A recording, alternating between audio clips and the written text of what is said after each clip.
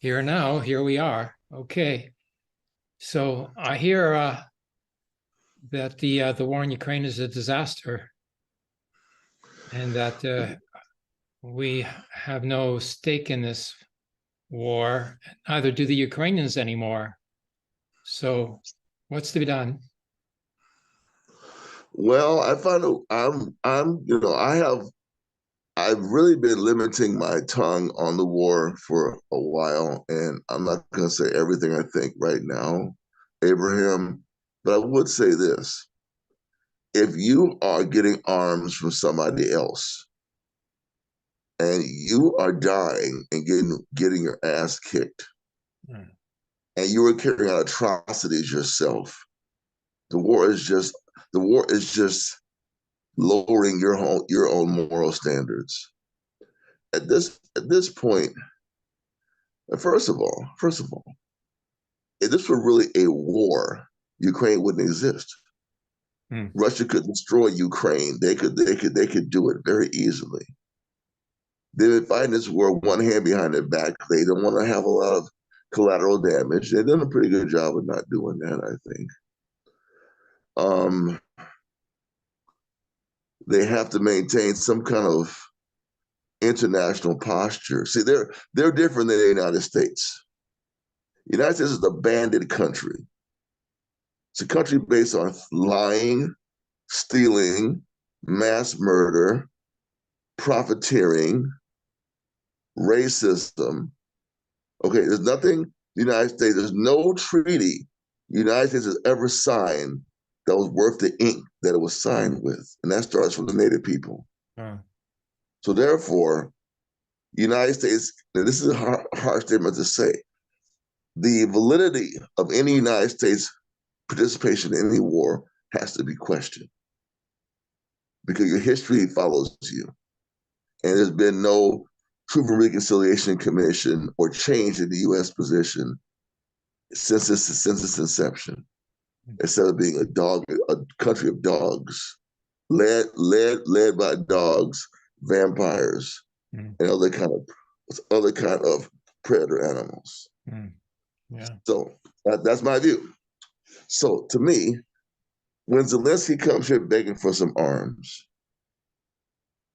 there have not been demonstrations against him. That is disgraceful. Mm. The man's a racist to his heart. He's a chauvinist to his heart. Mm. He has all this anti-Russian propaganda used by the Ukrainian nationalists of World War II era to motivate his fight for power. That's all it's about for me, a fight for power for him.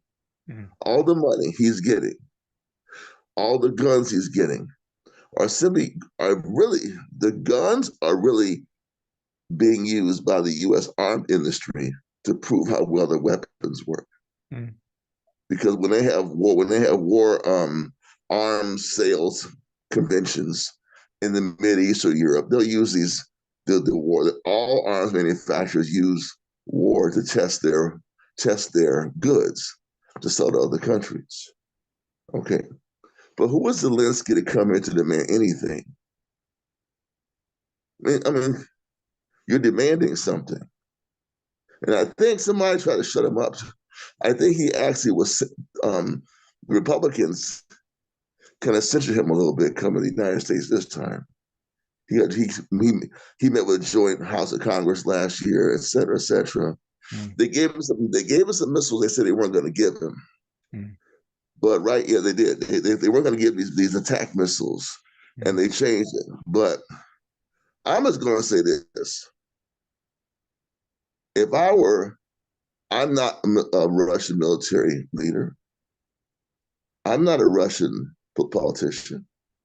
But maybe they need to take the gloves off and end this war quickly. Because the longer it runs out, Ukraine's not going to win the war. They don't have enough soldiers. They can't even recruit enough soldiers. Russia has 300,000, half a million soldiers in reserve being trained. Mm. I mean, the United States still has its money. They still took the people of Russia's money. They seized their money in banks. Mm. So if the war should teach you anything, is if you even think that you're going to throw down with the United States in some way, secure your money Mm. if you can. If you cannot, they'll seize your money. Mm. Now, I don't know what these boys in Iran was doing. Before, I think 4 U.S. spies were released a couple weeks ago, right? Yeah. Mm-hmm. And they got billions of dollars the U.S. gave them. So they were really must have been very valuable. Mm. They had to have been. Mm. Because the United States doesn't give up money too easily if they steal from other countries. They always keep it. Yeah. They keep the money. Yeah. So all I'm saying is if you're going to have a fight with the U.S., seize your money and make sure you destroy their proxy as soon as possible. I'm not saying wipe out civilians. No. But do whatever you can to end it quickly. Mm. But the longer you fight, they'll get more weapons to have more long range targets. Who is to say they want to attack your aerospace industry headquarters? Who is to say they won't do it? I'm just saying. Mm. The longer you hang around with them, the bolder they get. Even if they're losing, they can't win the man-to-man war. Mm-hmm. The offensive is a failure, but don't let them get any victories. Sometimes you just have to either win a war of attrition, which I think is what they're doing. Whatever they got to do. Ukraine, the people of Ukraine, if you stand up and say down with the war, if they kill all of you, they can't fight. They can't kill all of you because they got to have somebody to fight. At this point, there's so many people in the graves, so many people have been injured, so many sons, fathers, uncles, cousins, friends are dead. What I hear is that as soon as we're later, the soldiers are going to start the mutiny. That's what I'm hearing. Mm. If this continues, Yeah. so if I'm concerned, you should go hurry up mutiny and get over with. Mm. And maybe the Russians should start promoting that Yeah. in their propaganda to Ukrainian soldiers. Yeah. It's time to quit. Yeah. That might be their best bet. If they can't, if whatever reason they don't want to take it to them militarily, maybe some soft power and some propaganda, or a combination of both, because they have the upper hand and so they have not mistreated Ukrainian soldiers. When Russians take them captive, they do not mistreat them. Ukrainians mistreat them all Ukrainians mistreat Russian soldiers all the time. There's a picture on the internet maybe a month ago, maybe not even a month ago, of a Russian soldier. He was surrounded. He wanted to surrender. He took off his helmet, put down his weapons, put down a bulletproof vest, and assumed the position. And the Ukrainians just killed him. Just Oh. wiped them out. So there are tons of videos out there which show Ukrainians committed mass murder, where there are no videos of Russians doing that. So the Russians have the upper hand as far as telling people to surrender. Mm. I'm just saying, I hope whatever the combination they do, this whole thing needs to end. For the United States, Zelensky will not negotiate. So they may get rid of him too. You never know. Mm. By one way or another. Yeah.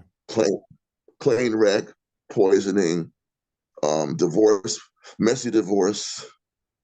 But the United States, I do think, wants to end the war or get it out of the media because the elections are coming up. It's not an election issue. Republicans are kicking their ass. They're not winning the war. They're not winning. Mm. Biden looks like shit in public. Mm. So they got to get rid of the war. Mm. So do what you can to bring it to a close, Russia, in the sense of use your soft power and hard power to convince the Ukrainian masses it's in their interest to stop fighting. If they don't fight, they can't kill them all. Mm. They can't. No, they can't kill all the soldiers. The Ukrainian army cannot kill its own soldiers. Even if they put them all up a firing squad, that will cause a mass uprising in Ukraine because they're not going to see the husbands and sons murdered because they refuse to fight. Mhm. That a lot of people have been replaced in the military. Even the American transgender woman who was such a vicious hawk, Mhm. she's gone too. Mhm. So something's going on. Mhm. Something's going on in Ukraine, and we'll see how long this is going to continue. On another front, it seems that Armenia and the apparent color revolution that occurred there a few years ago has now capitulated to uh, Azerbaijan, and the Armenian enclave of Nagorno Karabakh is going to be surrendered to uh, Azerbaijan, Mhm. and we'll see if the overtures toward the West by the Armenian government will continue. Mhm. I wouldn't be surprised.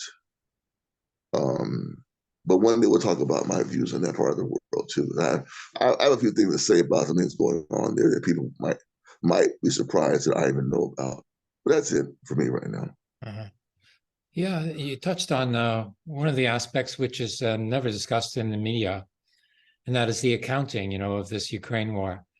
What it's from the bits of information that I have gleaned, it seems like the gold reserves of Russia, placed in the various Western banks, has been confiscated, looted, and it's being used basically, to finance this war. Now, the United States is, you know, uh, spending all this money on arms, and the money goes, to the American arms manufacturers, the Right, military-industrial complex, right? right. Okay, but they put it on the tab, the Ukraine, United States is, like, has this, scheme going, in which they're going to expect Ukraine to pay back the money that is being spent on the war. How? How do I pay it back? They ain't got no I money. saw this, like I couldn't believe, the United States is going to expect Ukraine, to pay back all this money. Like how could they possibly do so? Like they'd have to sell off everything in the country. Like the whole country just be, sold off in exchange, for the national debt, in this war.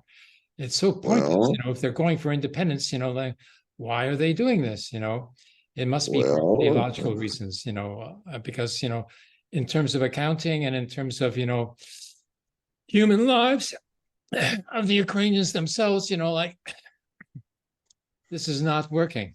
And yet they're going ahead with it. They're continuing on and on. So, I mean, well, Russia is sort of, dropping a hint here and there, that the Ukrainian soldiers, should get rid of this mess themselves yeah. and take control of their own country. Well, that's a very good message because they aren't even having elections. Oh, it's too expensive to have an election right now. We're in war. Uh-huh. Imagine if the United States didn't have elections because of a war. Man, that'd be it. What? No elections? We have it in 2 years. Yeah, right. Okay. So Yeah. the point is, I mean, that's how much of dictatorship they're having now. They're even canceling. Russia just had an election a few months ago, a few weeks ago. They had their local election. But Ukraine won't even have elections, and they outlaw the opposition. So Yeah. it's nothing but a sham, and really, it's really just Yeah. a shit show. It's Yeah. really just a shit show right now Yeah. to me. Well, Donbas had elections during the war. Since 2014, they had elections. 2014, they had another election. I think in I can't remember. 2022, Yeah, 2022. Yeah. but Referendum, they've had referendum. elections. And I mean, yeah, a real complete election should include all the refugees that have left for other parts in the Right. meantime. I don't think Ukraine would be willing to do so. They wouldn't let all the Ukrainian refugees in Poland and in Germany and in Canada like have a vote because they might not vote the right way. Like You know what? That's something that nobody has said, and you may have hit the nail on the head. You may have hit the nail right there on the head that the refugee The refugee vote may be what they are fearing the most. Mm. Because the domestic vote will be cramped because the opposition has been made illegal. Yeah. But the refugee vote would not be illegal. They can do Yeah. anything they want. Yeah. Ain't nobody looking over their shoulders. No, because they're another country. And even if they have a spy network, it is not like the Savak in Iran during the Shah. No, it ain't like that. No. That's a very good point. We should talk about that more. That actually might be what they're scared of. Yeah. Yeah, Wow. it's a very good point. Yeah. Huh. Now, Russia, what's Russia going to do? I mean, you know, the only talk I've heard of, a Russian offensive in the Donbas, to take the rest of the territory that's missing from the Donetsk and Lugansk, people's autonomous republics. That's supposed to be coming in the springtime. But, Russian soldiers, they're trained to fight in the wintertime. There's no reason why they couldn't do an offensive in the No, wintertime while the they Russians are can they do are like they are trained to fight in wintertime. They are trained to fight in wintertime. They are. yeah. So we'll just see what happens. Supposedly they're ready for the offensive. And I think that using soft and using military and soft power, they should get some results. Mm. And Ukrainian soldiers need just mutiny, lay down their arms, surrender, and that's it. Yeah. At this point, if they just refuse to fight, now there may be somebody in the battalions that they'll have to neutralize who will shoot them in the back. Yeah. That unfortunately might happen. They may have to take some people out who are going to refuse to surrender. But in general, I think that is their best bet. Yeah. Because if you're not fighting, the Russians will not kill you. Your Ukrainians might kill you trying to surrender. But Yeah. the Russians have shown that they won't kill you. Yeah. Now Ukrainians may bomb the prisoner of war camps. They have done that. They have done that. But that's the savagery that makes up the Ukrainian army. You're I'm right. It could sorry. turn into a civil war in Ukraine, if the Nazi battalions don't want to stop fighting. Yeah, yeah, And yeah. I mean, yes, yes, and they would have to be put down, like, if they're going to start you're attacking right. other Ukrainians for being anti-war, then the war is coming home. That's it. That's all. Well, that's something else we haven't talked about, but I do think that um, the possibility of the Azov leaders waging a war against any government that would seek peace through the United States with Russia, there is a possibility that they would go to war. You're right. Mm. It is a possibility. So therefore, who would fight them? Mm. Somebody has to fight them because that the government itself would then be under attack by the Azov, and so they would have to consolidate their loyal troops. Mm. I mean, because if I can't say I'm sure, but Mm. you would think that this would be part of the calculus of the new defense ministry. If we get a peace plan, and if there's no unity among all the troops, what are we going to do? Mm. Because some of our troops are kind of rabid, Yeah. in the sense of they're rabid, so they may have to go to war with them. They may have to try and jail them. Mm. They may have to neutralize them. Mm. Yeah. They may have to neutralize them Mm. militarily. They may have to just wipe them out Yeah. because if they want this deal, because what you just said is very important, Abraham.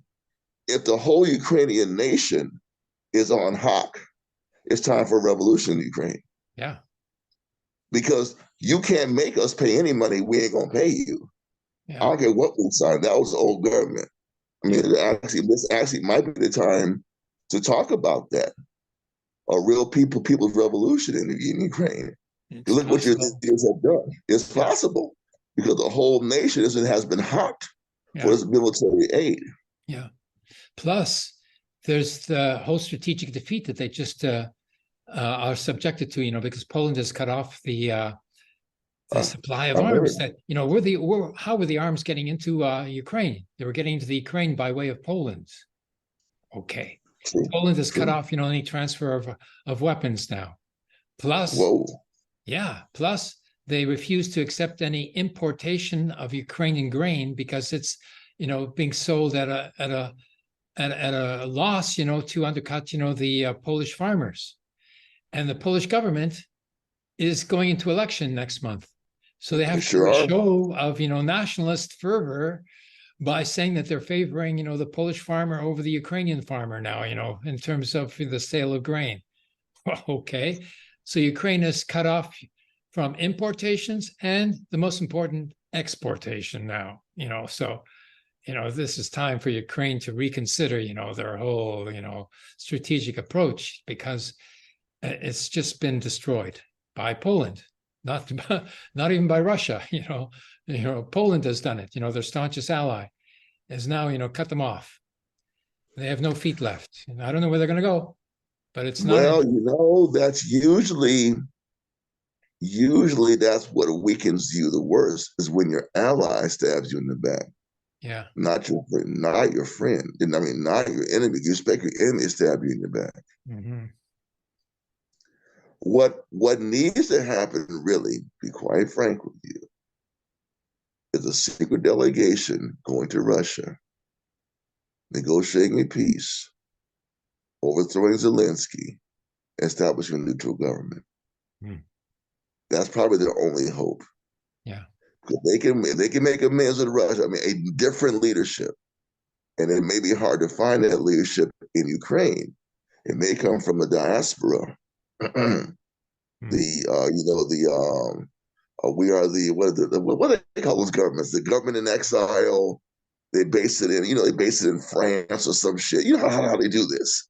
We're the government of exile of so and so land, and we are based in this mountain, and we call for the Ukrainians. That's how they do that shit. They do it all the time. And that, I mean, there may be that approach, and that approach might happen too from people in the diaspora. Yeah. You never know. Yeah. Because they are in Western countries, and they are in Russia, and they are in Russia. Yeah. Well, the Ukrainian fascist forces have long been organized, especially here in Canada, even subsidized by public funds, for cultural pursuits, supposedly.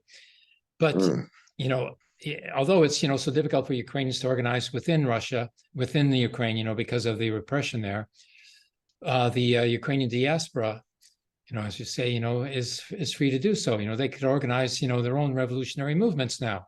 They are free to do. They are free. There's so much freedom to do so. Yeah. There's so much freedom to do so. Yeah. So they organize themselves, and they, collect support, for their allies within Ukraine, and then they come back to the Ukraine all organized. Well, then they can just take over the country. Yeah. They can take over. Yeah. They can take over. And actually, unfortunately, or fortunately, because they're in the West, they can play dual revolutionary tactics, making the West think that they really want to have a pro-Western government, but we know we got to do something here. So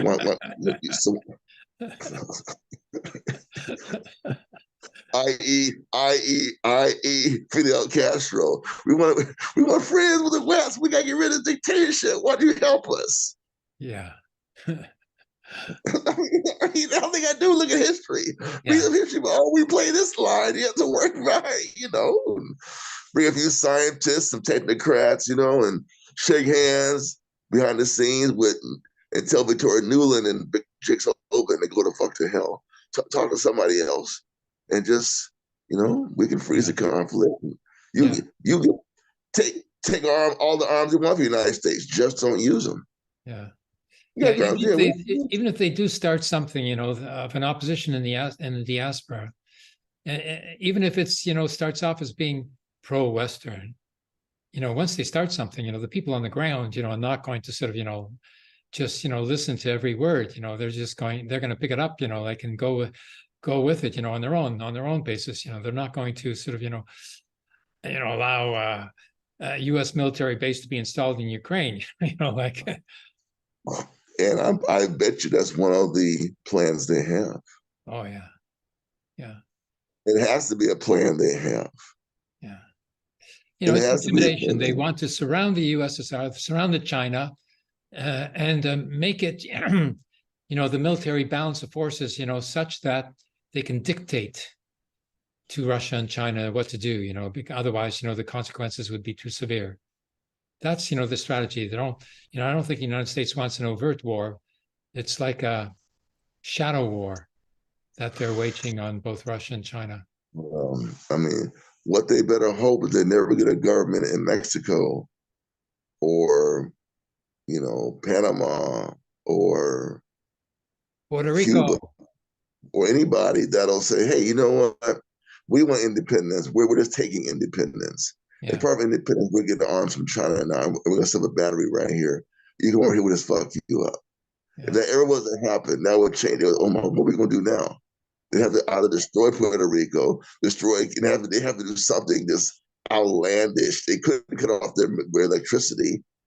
And hopefully they've seized their own money, put their money in the BRICS bank in Brazil, so they can't get the BRICS bank money. Oh yeah, Yeah. put your money. I keep telling you, put your money somewhere else. But, as far as the United States is concerned in all this, they're spending so much money, and, and it's causing inflationary crisis. And, Man, I it's mean, causing so it's many all sorts of places. consequences to this, but, how does the United States think they can get away with this, like financially? So it They struck don't. me when I heard that the United States has 9,000 tons of gold stashed away. Okay. So that's, Okay. so there's a $33 trillion debt of the United States. Yeah. To the, I don't know, to the Fed, or whatever, but the reason why it's not being called in is because the United States does have this collateral. That's why the United States hasn't collapsed under this debt load. But that's what's keeping it going so far. But whether or not the inflationary cost is going to kill the economy, that's the question. Well, I think that, let me tell you what's going on here too. They have this UAW, the United Auto Workers are on strike. And I think right now in your country, the Unifor is in the process of selling out the fourth. Um, um, but but as they okay, there's a fake solution to emissions by creating electronic vehicles. Mm-hmm. That's a move for profitability of a new type of product to sell. And Tesla right now is leading that market, or at least in the United States. Tesla and some companies in China. Yeah. But all the people they'll have to lay off because the production of the car is different than now the internal combustion engine. Mm. With the creation of this electronic vehicle market, is going to create mass unemployment. Yeah. Yeah. And that's going to have the domino effect, because if all the auto workers are not out there spending money, then, the companies cannot sell, what they're making. And so they're going to close. And then those workers I'm saying that to say two things. One, we should not believe that the intent of the electronic vehicle is to end pollution. Oh, it's being made in China in any case, and the Chinese electric car companies, are more advanced than Tesla now and less expensive as well. So, like the whole, and also the automotive industry in Germany is going downhill too. And all Germany, of these vehicles are, they're supposed to be, banned by 1935, so you can't buy a vehicle now that you expect to last more than 10 years, so people usually buy a vehicle, with the resale value in mind, thinking they're going to get their money back. They won't get their money back because the vehicle cannot be sold. Well, that's it.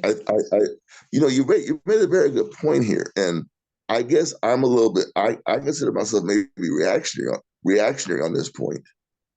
But why is it that people who have cars, and what I'm saying is,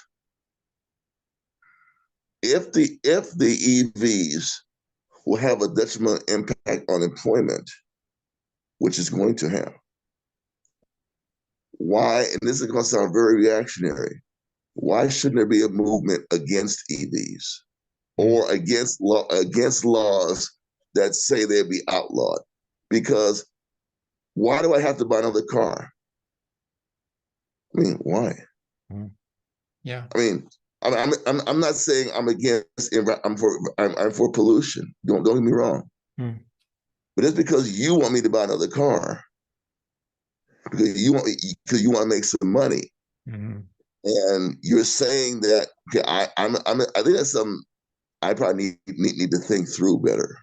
Yeah. But I don't intend to buy another car just because you told me to buy one. Yeah. Yeah. And I intend to have a car to drive. If I'm in a place where I have to have a car, then I need to have a car. I don't live in a community where we can walk everywhere. If that's the case, I would need a car. Yeah. So they're making us use driverless cars.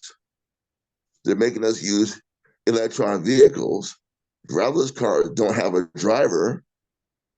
Okay, electronic vehicles have less people in a production plan. So I do think that people in these industrialized countries or activists in industrialized countries need to really consider what is the plan here. Like you said, what's the plan? Because people won't have the money to buy electric vehicles. Yeah. Yeah. A laid off auto worker is not going to buy an electric car. No way. Yeah. But, electric car itself, like is totally out of it, because it's a waste of resources. And, the better transportation system, of course, would be free public transit.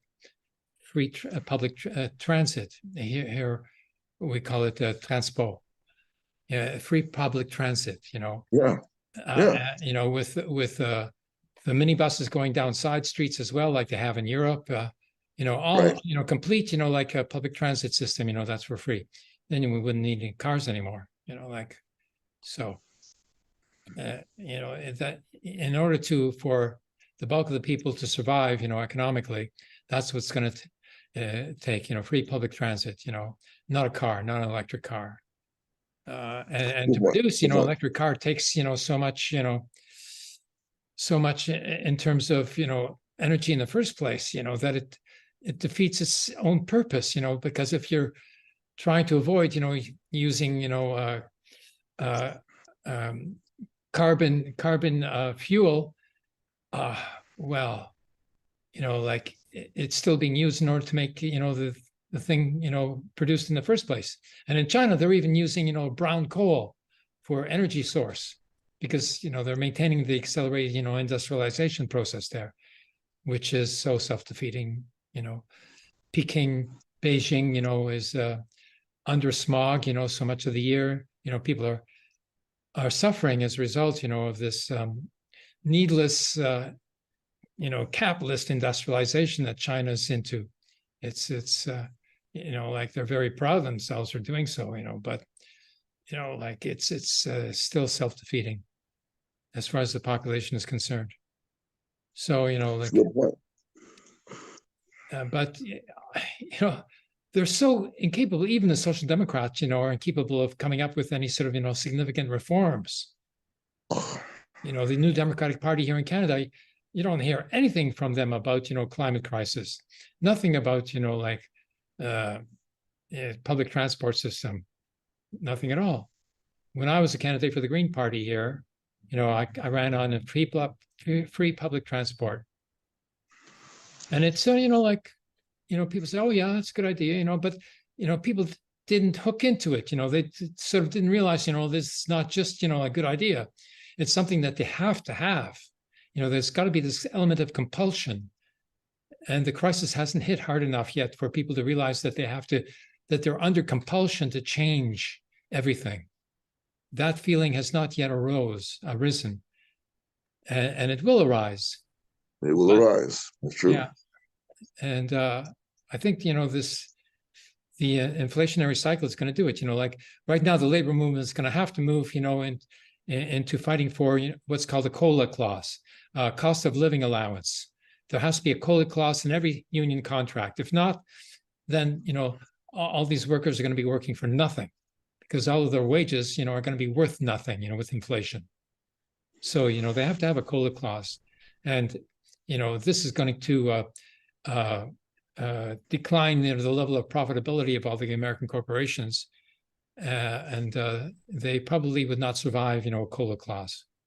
So we're moving towards some kind of a like end point. It's difficult to say what's going to be happening exactly, but there has to be an end point to this. It cannot go on and on. Like what is it the United States has served up in the Ukraine war so far? 60-75 billion dollars. Canada's just offered another $500 million. In Europe, I think also did something like $100 billion.